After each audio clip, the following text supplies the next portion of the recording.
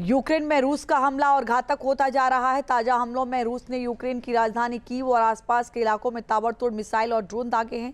रूसी हमलों में कम से कम 18 लोगों की मौत हो गई, जबकि दर्जनों लोग घायल हुए।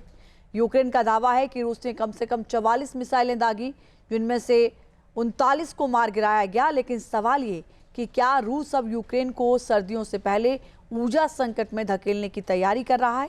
देखिए रिपोर्ट।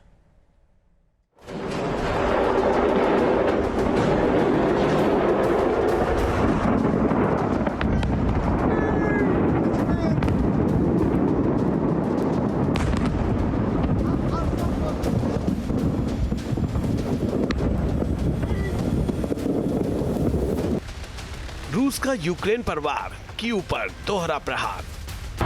О, нихуя себе! Я это тоже снял, да. Но это мощно, это хуйня. मिसाइल और ड्रोन से हमले, कीव के कई इलाके दहले।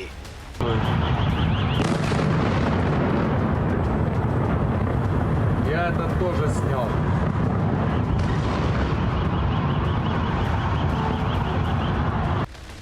ऊर्जा ठिकानों पर भी अटैक, विंटर वॉर का एजेंडा सेट। О, нихуя себе! यूक्रेन की राजधानी कीव पर एक बार फिर रूस ने बड़ा हमला किया। रात से शुरू हुआ यह हमला करीब 9 घंटे तक जारी रहा।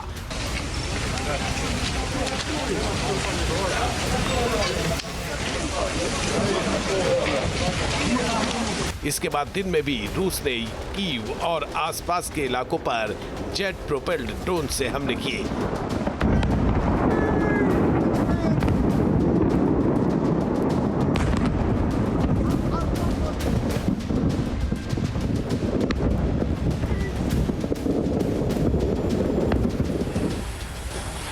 रूसी हमलों से कीव के कई इलाके प्रभावित हुए। हर तरफ धमाकों की आवाज, सायरन की गूंज, धुएं का गुबार और मलबे के बीच जिंदगी बचाने की जद्दोजहद दिखाई दी। हमले इतने घातक थे कि कीव में कारों के अलार्म बजने लगे, इमारतें धमाकों से हिल गईं और कई इलाकों में बिजली की सप्लाई भी प्रभावित हुई।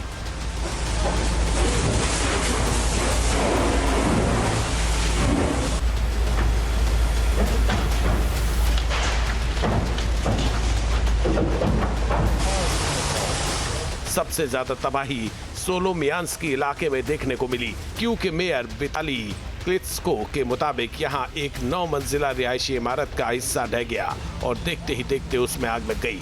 एक अन्य इमारत में लोगों के फंसे होने की भी जानकारी सामने आई। रेस्क्यू टीमों ने मलबे में दबे लोगों को बाहर निकालने का अभियान शुरू किया।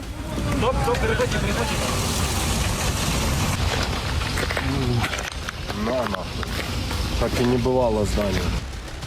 यूक्रेन की एयरफोर्स के मुताबिक रूस ने इस हमले में कम से कम 44 मिसाइलें लॉन्च की। इनमें से 39 मिसाइलों को मार गिराने का दावा किया गया है, लेकिन बाकी मिसाइलें अपने लक्ष्य तक पहुंचने में कामयाब रहीं। इसी कारण कीव में बड़े पैमाने पर नुकसान हुआ। यूक्रेन का आरोप है कि रूस के हमलों में अस्पताल और रिहायशी इलाके भी तबाह हो गए। इन हमलों में कम से कम 18 लोगों के मारे जाने की खबर है, जबकि कई लोग घायल हैं। दूसरी तरफ रूस का दावा है कि उसने कीव और आसपास के इलाके में मिलिट्री इंडस्ट्रियल फैसिलिटीज, ट्रांसपोर्ट और लॉजिस्टिक्स सेंटर, वेयरहाउस और ऊर्जा ठिकानों को निशाना बनाया। दावा किया जा रहा है कि रूसी एयरफोर्स ने 5 शक्तिशाली फैब 500 एरियल बम बरसाकर यूक्रेन के सैन्य स्ट्रक्चर को तगड़ी चोट दी। रूस का दावा है कि इसके हमले में यूक्रेन की सेना के 159वीं मैकेनाइज्ड ब्रिगेड के अस्थायी तैनाती वाले इलाके तबाह हो गए। ये हमला खारकोव क्षेत्र के ब्लागोदात्रोय में किया गया। रूस और यूक्रेन के बीच जंग अब एक और मोर्चे पर तेज होती दिख रही है। ये है ऊर्जा ठिकानों का मोर्चा।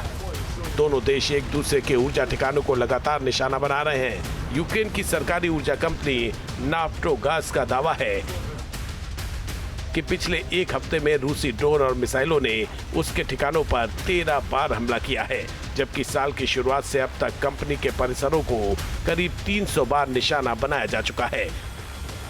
ताजा हमलों में बिजली उपकरणों और उत्पादन क्षमता को गंभीर नुकसान पहुंचने की बात कही गई है। हालांकि इन हमलों में किसी के घायल होने की जानकारी नहीं है। यूक्रेनी अधिकारियों का आरोप है कि रूस आने वाले सर्दियों को हथियार की तरह इस्तेमाल करने की रणनीति पर काम कर रहा है। दरअसल यूक्रेन के लिए सर्दियां हमेशा चुनौतीपूर्ण रही हैं और अगर बिजली, गैस, हीटिंग और ऊर्जा उत्पादन के ठिकानों पर लगातार हमले होते रहे तो लाखों नागरिकों पर इसका सीधा असर पड़ सकता है। इसी वजह से यूक्रेन को डर है कि रूस सर्दी शुरू होने से पहले उसके ऊर्जा ढांचे को कमजोर करने की कोशिश कर रहा है। लेकिन कहानी सिर्फ यूक्रेन पर रूसी हमलों की नहीं है। यूक्रेन भी रूस के अंदर गहरे हमले कर रहा है। यूक्रेन के सैन्य जनरल स्टाफ ने रूस के रोस्तोव क्षेत्र में किए गए एक हमले की तस्वीरें जारी की है। दावा है कि 16 अगस्त की रात किए गए हमले में केमेंस्की कंबाइन को निशाना बनाया गया, जहां रॉकेट, ईंधन और विस्फोटक तैयार किए जाने की जानकारी दी गई है। यूक्रेन का दावा है कि हमले में 2 वर्कशॉप तबाह हुई जबकि 4 अन्य को नुकसान पहुंचा। इस बीच रूस और पश्चिम के बीच तनाव का एक और मोर्चा खुल गया है। रूस ने ब्रिटेन को गंभीर परिणाम भुगतने की चेतावनी दी है।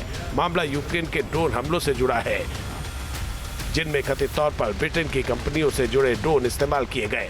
रिपोर्ट्स के मुताबिक यूक्रेन ने रूस के भीतर लंबी दूरी के हमलों के लिए ब्रिटिश कंपनियों के बनाए ड्रोन का इस्तेमाल किया। रूस ने इस मामले पर ब्रिटेन को चेतावनी देते हुए संकेत दिया है कि यूक्रेन को इस तरह की मदद जारी रहने पर मॉस्को की तरफ से जवाब दिया जा सकता है।